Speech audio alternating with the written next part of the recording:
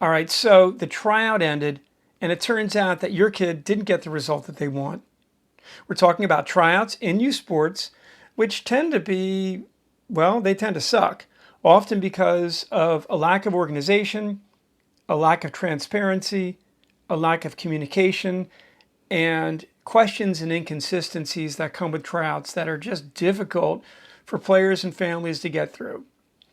We're talking about let's talk today about the emotional side and what happens to the player who doesn't achieve their tryout result. First of all, we need to remind them that this isn't Judgment Day.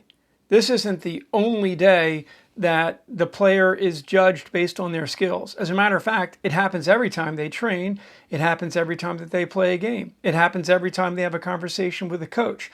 And we need to be mindful of the larger experience and the larger process that's happening and minimize the tryout somewhat, because eventually you're going to hit a wall and you won't get what you want and need to be ready for it. In addition to that, we need to, in advance of tryouts, make sure that we're reminding our players that things that matter most are effort, attitude, learning, and enjoying the experience. Having this mindset is going to allow them to put tryouts in perspective before they come, perform probably a little bit better because their mindset's stronger, and have a greater chance of getting the result that they want, and certainly managing the lack of a good result better than they are right now.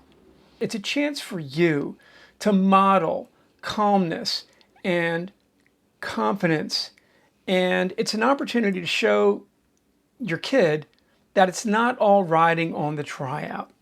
So this is an opportunity to practice resilience. And one of the ways that we can do that is by reminding our kid that it's not about the setback. It's about how we respond, the player and the family too. It's about reminding the kid that we didn't get what we wanted, but the response really matters. Are we going to act defeated? Or are we going to take this as a moment to reset our goals, to strengthen our resolve, to go and show the world that one setback isn't going to keep us down?